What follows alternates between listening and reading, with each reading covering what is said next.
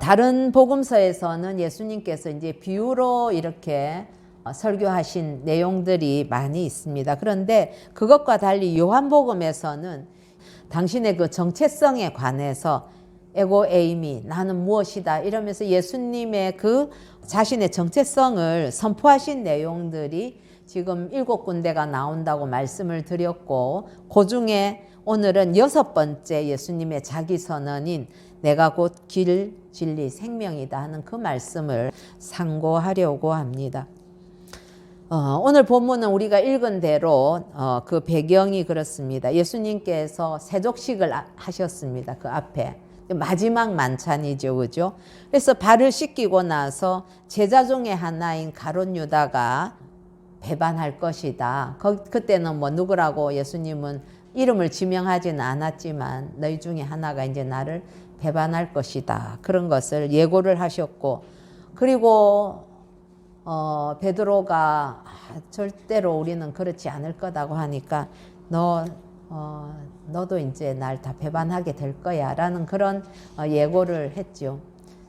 식사 자리에서 그런 무거운 이야기를 들었을 때에 제자들은 마음이 많이 좀 어두웠을 것입니다. 그래서 근심하는 제자들을 위로하시는 그 말씀을 하시는 중에 예수님께서 당신 자신에 대해서 선포하신 그런 이야기가 되겠습니다.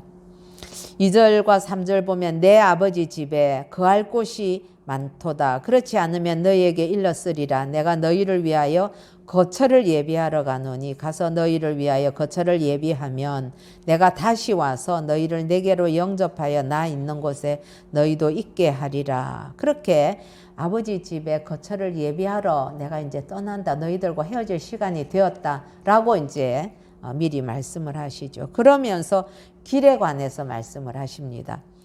내가 어디로 가는지 그 길을 너희가 안다. 도마가 이르되 주여 주께서 어디로 가는지 우리가 알지 못하는데 그 길을 어떻게 알겠습니까? 예수님께서는 길에 관해서 말씀하시지만 제자들은 그 길에 관해서 전혀 다른 관점을 사실은 가진 것이죠. 그래서 잘 모르겠다고 그렇게 이야기를 합니다.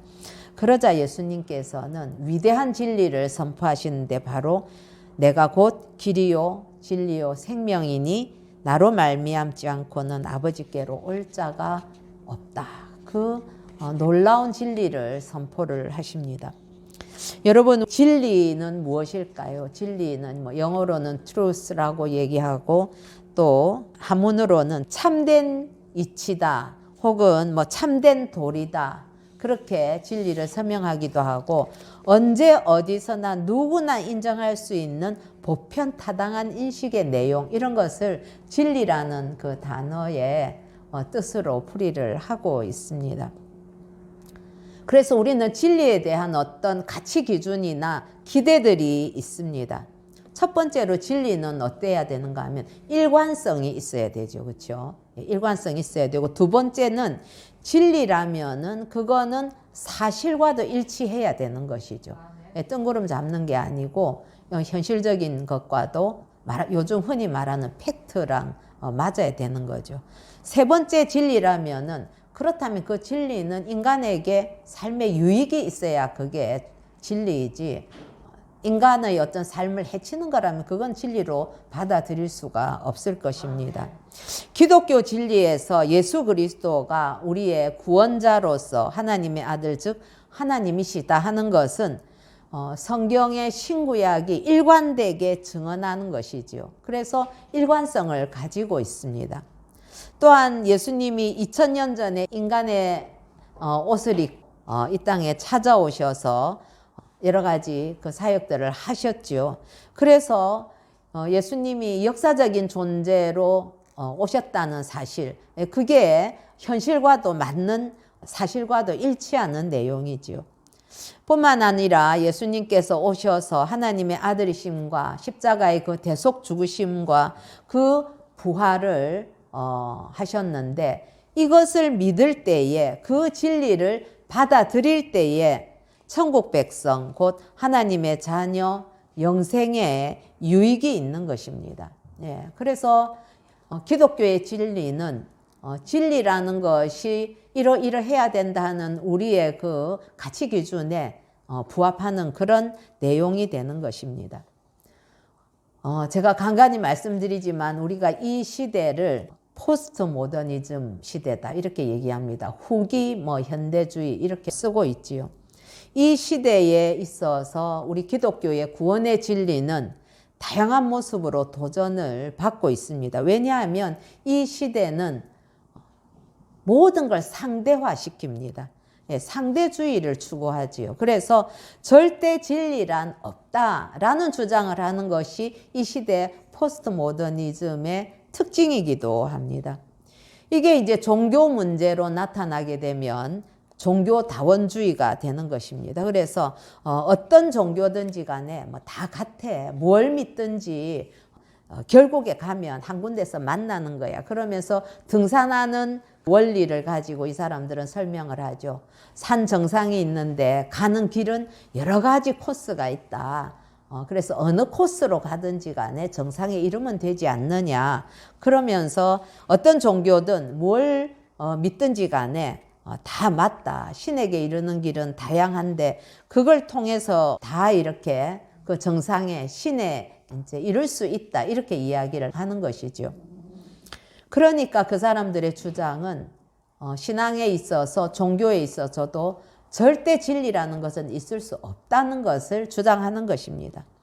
그런데 그런 주장이 이 시대의 주장이라면 오늘 예수님께서 하신 말씀, 내가 곧 길이고 진리고 생명이다는, 그리고 나를 말미암지 않고는, 나를 통하지 않고는, 나를 믿지 않고는 하나님께 갈 수 없다 하는 그러한 위대한 선포를 했기 때문에 이것은 정말 온 시대를 초월하여서 우리에게 주신 진리의 말씀이 되는 것이죠. 여기 보면 성경에는 그렇게 얘기를 합니다. Jesus answered, I am the way, 그리고 and the truth and the life 이렇게 얘기를 하거든요. 여기에 a way 혹은 a truth라고 그냥 일반적인 관사인 어를 붙이지 않았습니다. 더를 붙였습니다. 우리 학교 배울 때 더는 정관사다 이런 거 배웠었죠. 그러니까 여러 개 다양한 길 중에 하나가 아니라 바로 그 길, 유일한 그 길.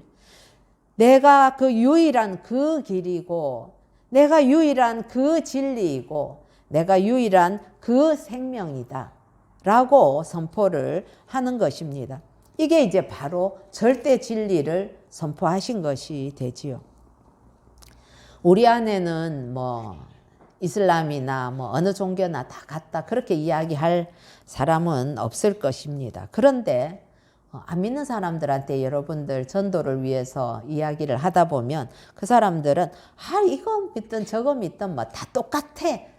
공통적으로 하는 이야기입니다. 그러나 사실은 전혀 다른 것이지요. 예.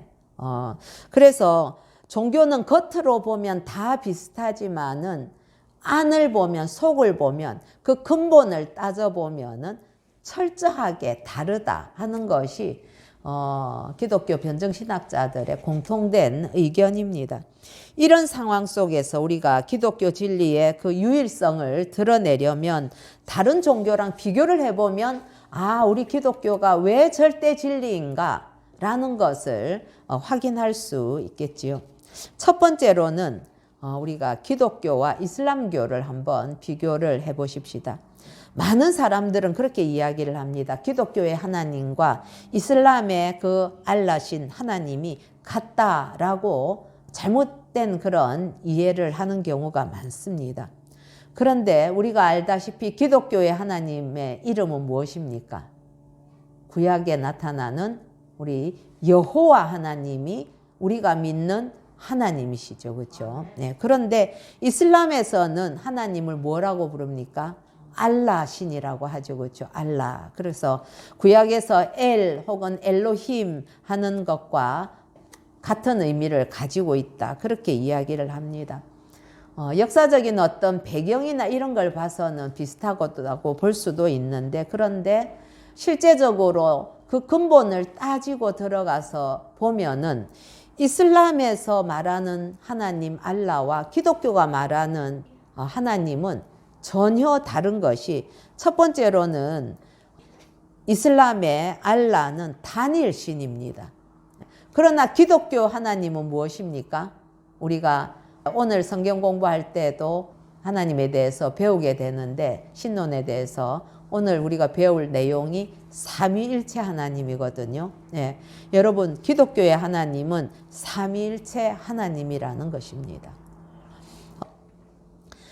수년 전에 기독교계가 기독교와 이슬람의 하나님 다른 점 10가지를 발표를 한 적이 있었어요. 그게 핵심이 뭐냐 하면은, 이슬람의 알라신은 단일신이다. 그러나 기독교의 하나님은 삼위일체 하나님이다. 같이 소리가 비슷하다고 해서 같은 하나님이 아니라 신관이 전혀 다르다는 것을 얘기를 했습니다. 그리고 이슬람에서는 예수 그리스도를 하나님의 아들로 인정하지 않지요. 예. 알라신만 그 단일한 신으로 보기 때문에 예수 그리스도가 삼위일체의 성자 예수님, 성자 하나님의 아들 하나님이라는 사실에 대해서 이들은 인정할 수가 없는 것이지요. 그래서 기독교의 우리 핵심 진리는 무엇입니까? 그건 예수 그리스도가 하나님의 아들이시고 삼위일체 하나님의 제2위로 성자 예수님으로 동정녀 탄생하셨고, 그래서 성육신을 하셨고, 십자가에서 대속 죽음을 죽으셨고, 그리고 부활 승천하셔서 지금은 하나님 보좌 우편에 계신다. 그리고 이걸 믿음으로 구원을 얻는다 하는 것이 기독교의 아주 핵심적인 진리거든요. 여러분들, 이 내용은 여러분들이 머릿속에 완전히 정리가 되어 있어야 됩니다. 그래야만 누군가에게 복음을 전하고 내가 믿는 하나님, 내가 믿는 예수님을 바르게 증거할 수 있는 것이지요. 그냥 교회 가면 좋아, 교회 분위기 좋아, 이걸로는 안 되는 겁니다. 그런데 이슬람을 비롯한 다른 모든 여타 종교들은 보면은, 기독교를 제외한 종교들은 다 구원을 무엇으로 얻는다고 얘기를 하는가 하면, 공로를 쌓아야 구원받을 수 있다, 그렇게 얘기를 하죠. 그래서 이슬람에서 구원받는 길은, 천국 가는 길은 뭐냐 하면은 성전, 성스러울 성자고, 전자는 싸울 전자죠. 그게 전쟁할 때 그 전자입니다. 그걸 지하드라고 하죠. 예. 그래서 이 지하드라는 것은 이슬람 신앙을 전파하거나 방어하기 위해서 벌리는 이교도와의 투쟁을 지하드라고 하거든요. 그래서 이들은 이 성전에서 죽는 것이, 거기에서 전사하는 것이 제일 큰 공로라고 생각을 하는 것입니다. 그래서 지하드에서 죽은 사람은 그게 순교하는 게 됩니다. 그리고 순교하는 사람에게는 무엇이 보장되느냐? 천국에서도 아주 가장 좋은 천국의 안방에 들어갈 수 있는데, 그 방에는 처녀들이 수십 명이 기다리고 있다. 이게 이들의 교리이고 논리입니다. 그러니까 여러분, 왜 이슬람의 사람들이 목숨 걸고 테러를 하는가 하는 거를 알 수가 있는 거죠. 이걸 교리를 그렇게 만들어 놨기 때문에 그런 것입니다. 목숨 걸고 싸우는 그 수많은 무장 테러들, 우리가 알다시피 이번에 아프간에서는 탈레반이 또 얼마나 극악하게 지금도 하고 있지 않습니까? 또 IS 있었지요. 그리고 9.12 테러를 일으켰던 알카에다 있었지요. 그 앞에 또 헤즈볼라라든지 보코하람 이런 거는 아프리카 지역에 무장 단체들 많이 있습니다. 하마스, 무자헤딘 등등, 이들이 지하드에서 순교한 것을 목표로 하면서, 그래서 내가 죽으면 난 천국 간다 하는 그 믿음을 가지고 생명 걸고 싸우는 무장 테러 단체들이 그렇게 많은 것입니다. 참 무서운 일이죠. 그래서 참 이 신앙을 인간에게 유익을 주어야 그게 참된 진리인데, 이것은 너무나 그 자신들의 어떤 논리를 위해서 많은 사람을 희생해도 그것이 오히려 순교라고 이야기하는 그런 잘못된 교리를 전파하는 것이 되지요. 기독교 구원의 진리는 믿음으로 구원받는 거라면, 이슬람은 공로로 구원받는 것이 다른데, 이것은 바로 하나님에 대한 인식이 전혀 다른, 그들은 단일신이나 기독교에서는 삼위일체 하나님을 믿기 때문에 다른 것이죠. 바로 핵심은 예수를 어떻게 보느냐 그겁니다. 그들은 예수를 선지자 중에 하나로 친다고 하죠. 그렇죠? 그래서 그걸 엄청 예수에 대해서 그래도 인정하는 것처럼 그렇게 이야기하는지 모르지만은 천지 차이가 나는 거죠. 사람으로 보느냐 예수를, 우리처럼 참 하나님이면서 참 인간으로 오셔서 우리를 구원하신 그 구원자, 그리고 또 하나님 나라를 다스리는 유일한 그 왕으로서 우리가 예수 그리스도를 받아들이는가 하는 거는 이슬람교와 그리고 기독교의 완전히 갈림길에 서게 되는 그러한 진리가 되는 것입니다. 두 번째로는 우리가 기독교와 불교를 한번 비교해 보십시다. 우리나라는 불교의 영향을 많이 받은 그런 나라입니다. 불교는 범신론이죠. 그렇죠? 그래서 불성이 모든 우주 만물 속에 다 있다. 그렇게 그들은 주장을 합니다. 그렇기 때문에 이들은 모든 것에 신이 있고 내가 곧 신이다. 내 안에 불성이 있다. 그렇게 이야기하기 때문에 근본적으로 하나님을 믿는 그런 사고가 이들에게는 받아들여지지 않는 것입니다. 아니, 엄밀하게 말하면 창조주의 존재에 대해서 알지 못하기 때문에 믿을 수도 없는 것과 마찬가지죠. 그래서 불교는 본래 무일물이다 이렇게 이야기를 합니다. 그래서 본래 아무것도 없었다 그러면서 이제 공사상을 가리킵니다. 그들은 불교에서 말하는 거는 무는 아니다, 공이다, 비어 있는 것이다 그렇게 주장을 합니다. 그래서 이들은 창조가 아닌 윤회설을 주장하지요. 그래서 내가 죽으면 이 땅에서 많은 좋은 그 공로를 쌓게 되면은 인간으로 다시 태어나게 되지만은 그렇지 않을 때는 뭐 짐승으로도 태어나고 나중에는 뭐 저 아기 축생 뭐 이렇게 해서 참 지옥에 그렇게 그러한 존재로도 태어나게 된다. 이게 자꾸 돌고 돈다. 그런 윤회설을 주장을 합니다. 그러니까 창조를 이들이 인정하지 않는 것입니다.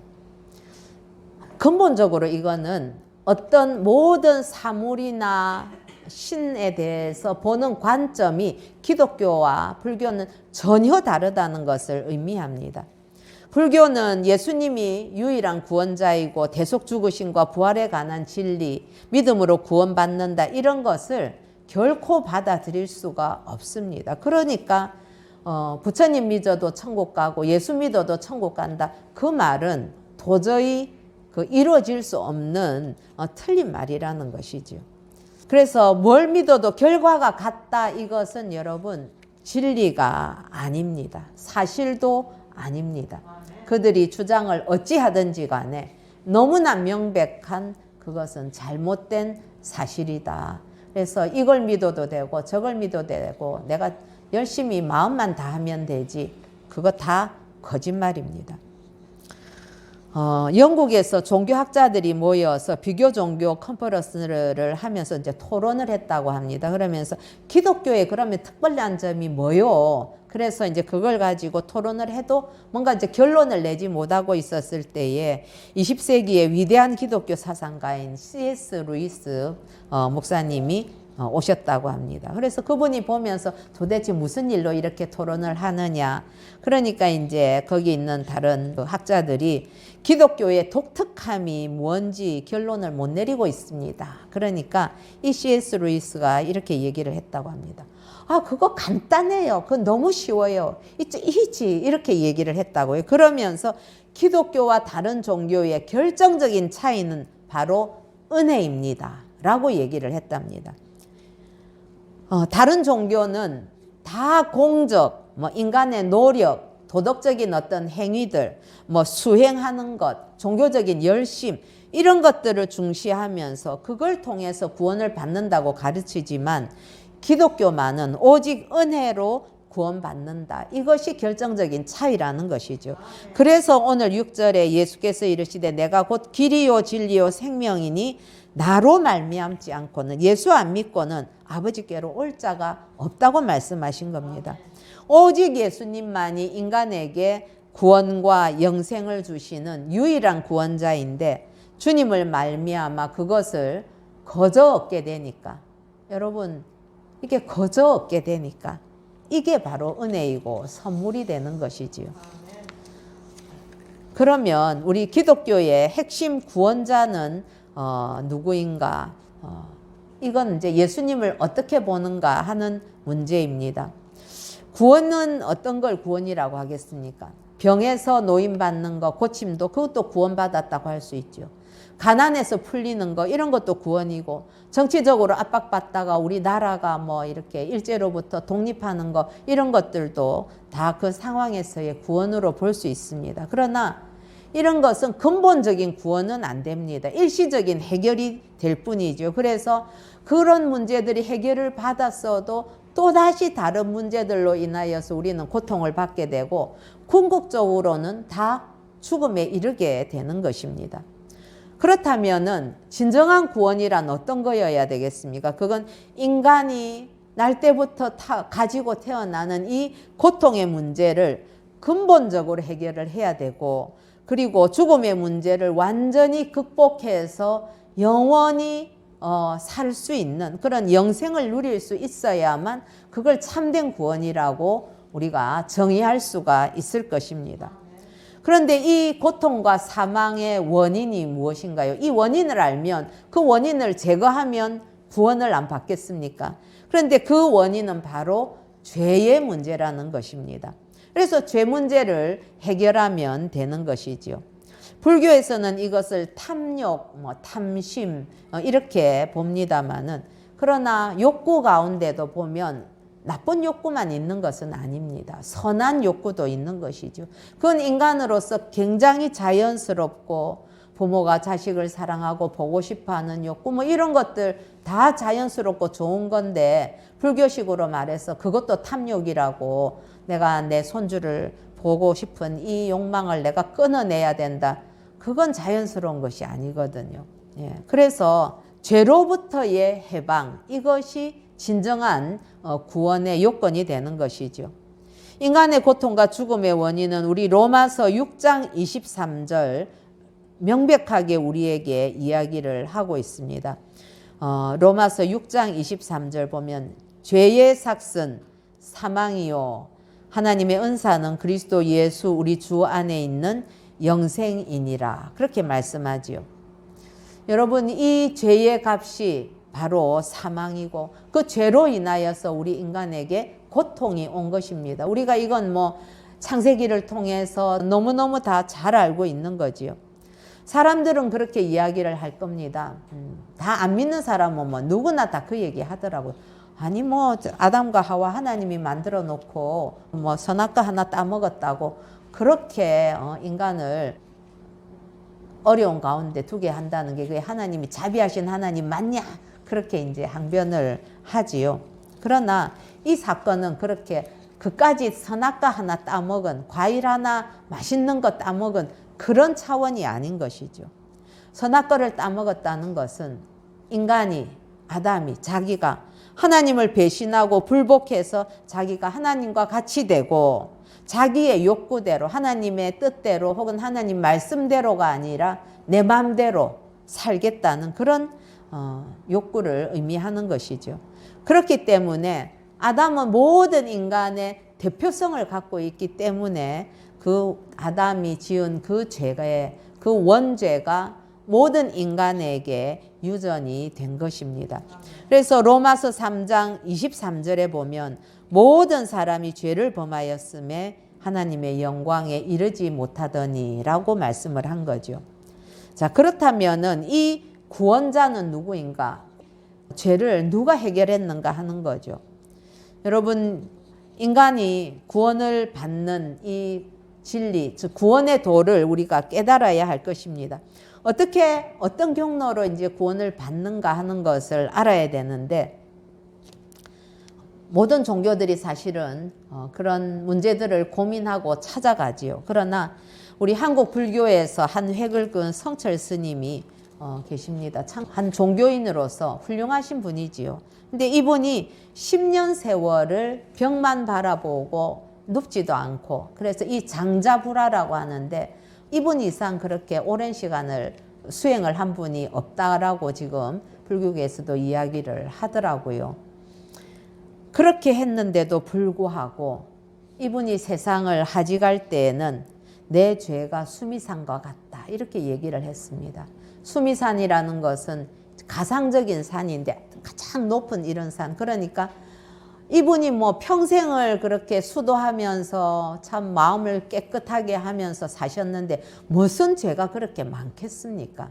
그런데 이분이 자기가 그 돌아가실 때에 내 죄가 수미산과 같다라고 이야기했는데, 저는 이거는 정말 인간의 한계를 가진 그 죄인의 굴레를 내 스스로는 이건 도저히 벗을 수 없는 것이다라고 참 진솔하게 고백하셨다고 생각을 합니다.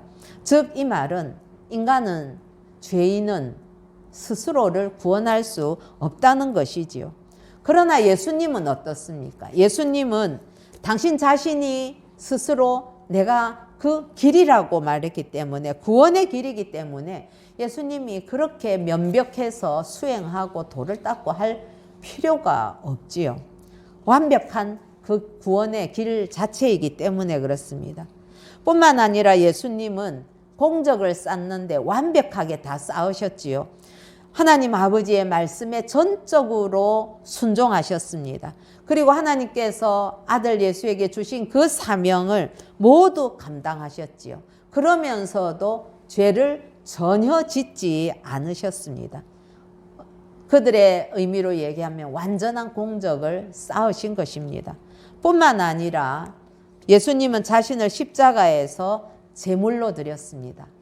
그래서 단번에 드렸지만은 그 예수님이 십자가에서 죽으신 것은 완벽한 제물이 되어서 모든 인류의 죄를 대속하는 그런 완벽한 구원의 사건을 이루신 것입니다. 그랬기 때문에 예수님의 오늘의 이 선언, 내가 길이고 진리고 생명이라는 그 선언, 나를 통하지 않고는 누구도 하나님께 가까이 갈 수 없다, 아버지께로 나아갈 수 없다는 이 위대한 선언이 기독교의 구원의 진리가 되는 것입니다. 그렇다면 구원을 받는 방법은 또 어떤 것이겠습니까?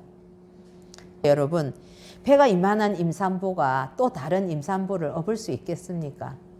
안 업혀지거든요. 예.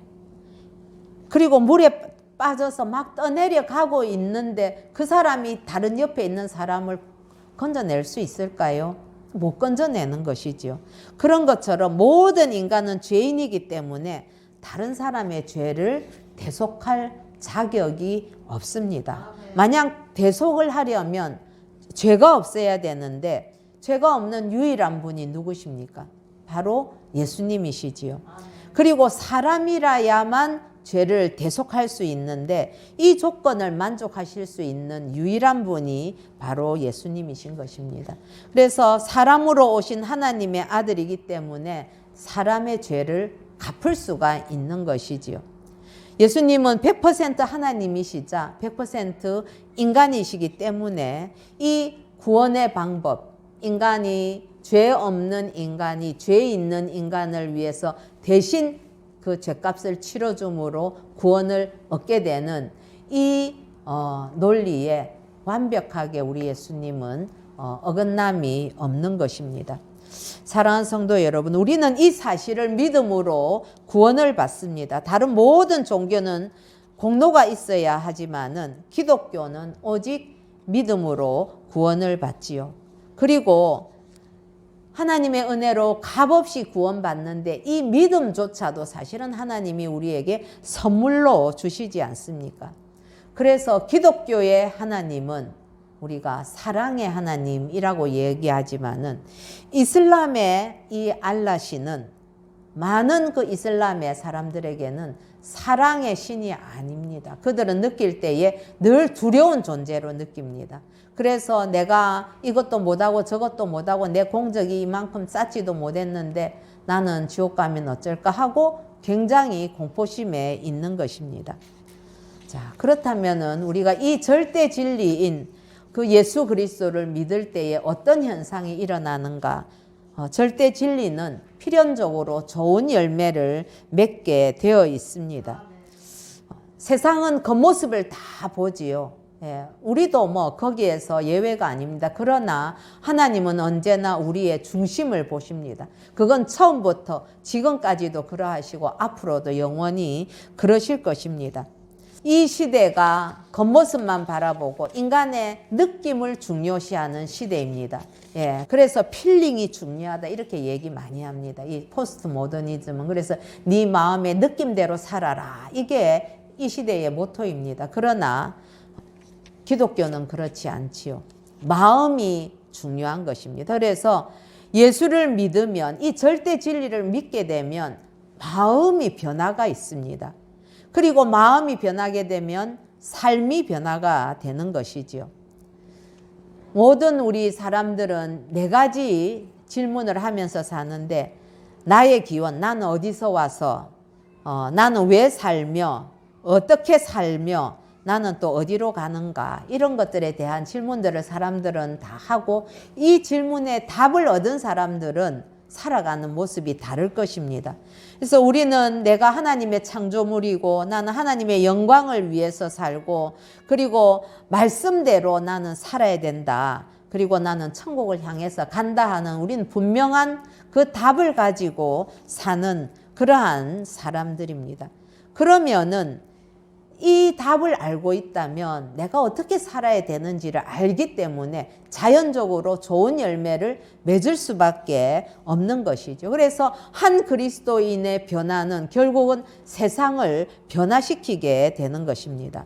요즘 우리가 이 코로나 때문에 벌써 수년째, 3년째 이렇게 고통하고 있는데, 초대교회 시대에 AD 165년에서 한 180년 사이에 안토닌 역병이라는 것이 돌았다고 합니다. 그리고 250년에서 270년 사이에는 시프리안 역병이라는 큰 말하자면 팬데믹이 있었다고 해요. 그래서 정말 거기는 뭐 지금 우리 오미크론은 뭐 한 집 건너 한 집이면 여기는 뭐 집집마다 식구들 중에서 안 걸린 사람이 없을 정도였다고 해요. 그러니까 식구 중에 이 환자가 있어서 또 다른 사람들 감염을 하게 되고 이러니까 남은 식구라도 살기 위해서 환자를 길에다가 내버릴 수밖에 없는 그런 상황이었다고 하죠. 가족이라고 뭐 병 걸린 엄마를 돌보고 그런 거가 안 되는 거죠. 그런데 여러분, 그 길에다가 그냥 아직도 살아있지만 병이 걸린데 내버렸다는 것은 그냥 길에서 그래 있다가 죽으라는 거지 않습니까? 그 환자들을 찾아서 밖으로 나간 사람들이 있었습니다. 그게 바로 기독교인들이었습니다.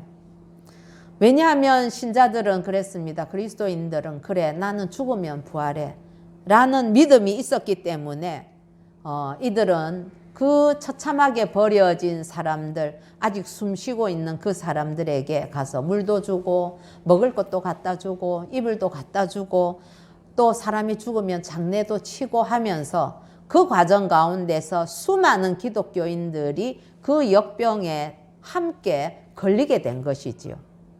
그러나 그들은 그것을 두려워하거나 불평하지 않고 자기가 함께 그들과 역병에 걸린 것, 그 전염병에 걸린 것을 그냥 기뻐하면서 그 환자들과 함께 죽음을 맞이했다고 합니다. 여러분, 그런데 이 사실을 누가 보았겠습니까? 그 시대를 사는 수많은 사람들이 보았고, 그 역병을 통해서 그 시대에 많은 사람들이 그리스도께로 돌아왔다고 해요. 뿐만 아니라 이런 현상들을 황제가 보았지요. 그래서 AD 313년 이런 때에 기독교가 로마의 국교로 공인될 때에 바로 그런 모습들, 그리스도인의 그러한 헌신적인 모습, 사랑의 모습, 그 아름다운 열매를 바라보면서 황제는 국교로 공인할 수 있었던 것입니다. 2014년에 보면은 타임지에 올해의 사람을 뽑는 기사가 있었다고 합니다. 그런데 그 기사에는 올해의 사람으로 누구를 뽑았는가 하면 서부 아프리카 지역에 나가 있는 의료 선교사, 의사, 간호사 이런 사람들을 올해의 인물로 뽑았다고 해요. 2013년부터 서부 아프리카의 그 라이베리아, 기니, 시에라리온 여러 군데 나라에 에볼라가 창궐을 했습니다. 이 에볼라는 지금 우리 코로나하고는 비교가 안 될 정도로 극심한 그러한 질병이었습니다. 그런데 모두가 다 피하고 나라도 포기하는 그때에 그곳에 간 의료 선교사들이 그들을 치료하고 끝까지 남아서 치료하고 그들도 함께 에볼라에 걸려서 죽어가면서도 그 자리를 지켰던 것이지요. 이것을 기자들이 보았던 것입니다. 그래서 그 기자단들이 추천해서 올해의 인물로 뽑았다고 하지요. 사랑하는 성도 여러분, 오늘이 우리 선교 주일입니다. 지금 우리 다니엘 에스더 선교사님은 가셔가지고 에서 한국어를 가리키는 교사의 자격으로 비자를 신청을 했다고 해요. 여러분, 이분들이 다 은퇴하시고 재정적으로도 참 부족함이 없는 분들인데 왜 이렇게 찾아가가지고 그 아프간 옆에 어떻게든 그 옆에서 그 아프간 사람을 돕자고 하는 것입니까? 이분들은 절대 진리 위에 서 있는 분들이고, 그래서 이분들은 통해서 그 아름다운 열매들을 맺게 되는 거죠. 예수의 그 생명, 그 길 대신 주님을 소개하기 위해서 그렇게 하는 것 아니겠습니까? 우리 우크라이나에서 지금 불가리아로 피난 가 있는 우리 임강택 또 홍재현 선교사님 가정, 저는 재작년에 그렇게 우리 전도사님과 함께 그 우크라이나에 갔을 때에 그때 이분들이 영주권을 신청한다고 하더라고요.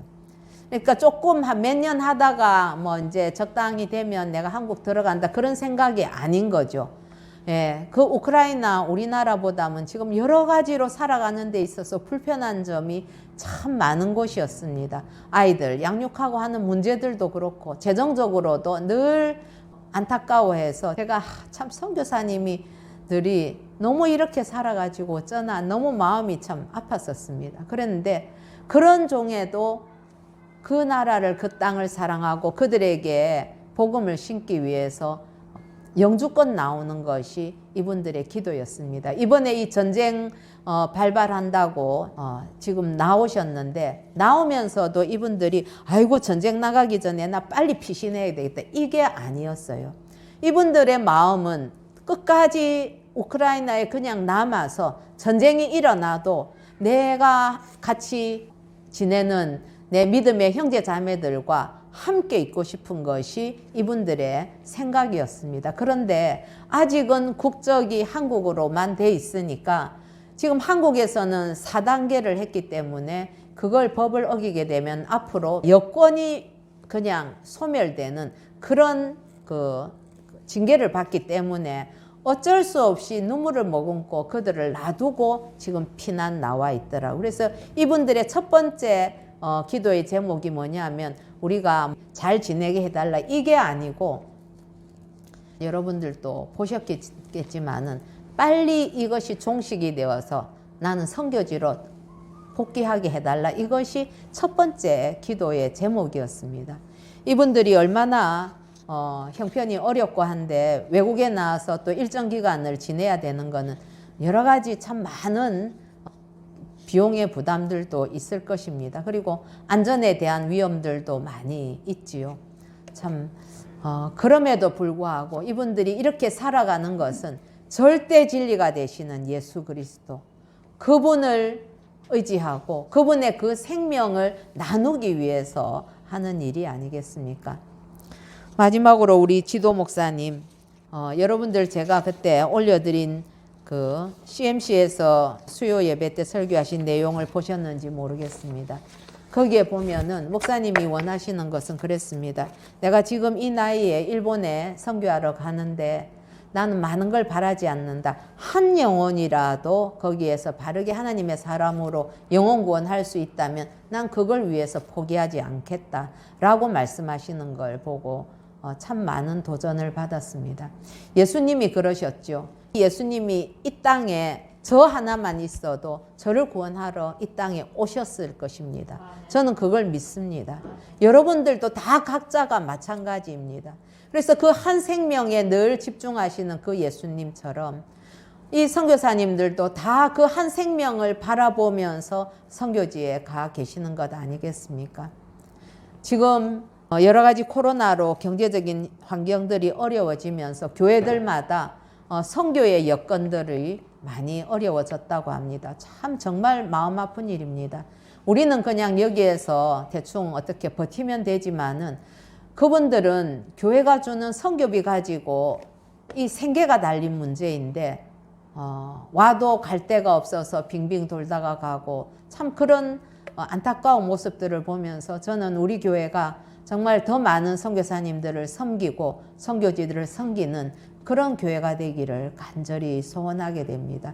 우리 그 선교의 뜨거운 열정 우리 끝까지 가지고 하나님께 아름답게 쓰임받는 새생명교회와 여러분 되시기를 우리 주 예수님의 이름으로 축복합니다.